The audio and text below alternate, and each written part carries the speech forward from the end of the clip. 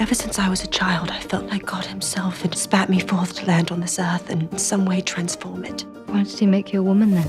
For comedy, I guess. The Great is the story of Catherine the Great and her rise from a young woman who gets into an arranged marriage with Peter, Emperor of Russia, arrives, realises she's married to a madman and decides she's going to take the court of Russia.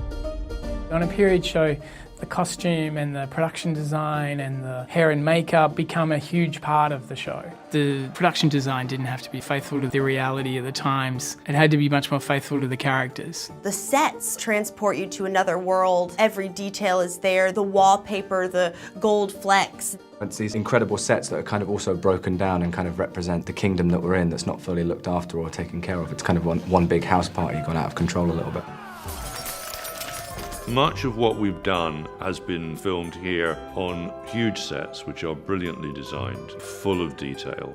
When I first read the script, I was like, how are they going to do this? Because there's the grandeur of the palace and the opulence. Just looking at the studio, we are in East London, and I still sometimes can't get my head around how they've created it. One of the stages is the grand hallway, and that's the one that took 11 weeks to build, and that we basically used the whole of the golden leaf and golden paint in England. We've imported furniture. We had them reupholstered. The candelabras, we hired all the candelabras available in the UK, France and Belgium.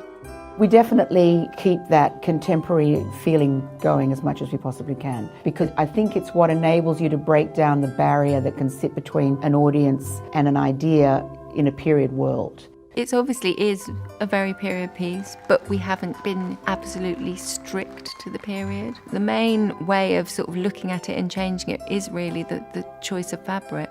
You'll see that we're wearing like the shapes of the clothing at the time, but maybe a slightly modern twist on it. So I've got these pretty wacky trousers that are like a brown, shiny print, which is pretty funky.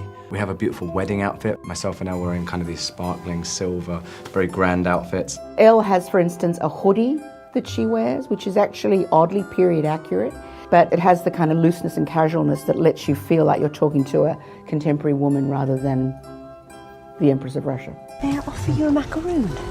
I've lost my fingers. I'll just pop it in your mouth.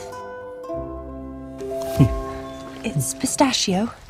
She's a very different person, I guess, at the end of the series to when she was at the beginning. It's beautiful how Emma has shown her growth in the beginning of her being in the lighter blues and no jewelry and kind of more naked and bare and very sharp line silhouettes. Then slowly, as she sort of gathers strength and she starts changing, then her palette is a little bit more fun. They're always building things with an eye to the character. Some things are really true, like they did wear wigs as hats because they didn't know that wigs were supposed to be pulled down on your head properly.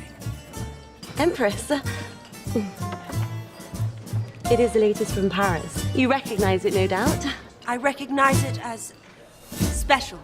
We looked into ways to show that they're wearing wigs which wouldn't be distracting. So a lot of the time we show their hairlines underneath, there's always hair poking out underneath. The boys take them on and off, they just leave them on the tables, they use them as props. There's layers and layers of work that goes into creating our characters. We were able to develop something that looks unpolished, realistic, but also decadent. We were able to create a world that is really interesting visually. It's all the little details that make a thing really live, so we just want to do it justice.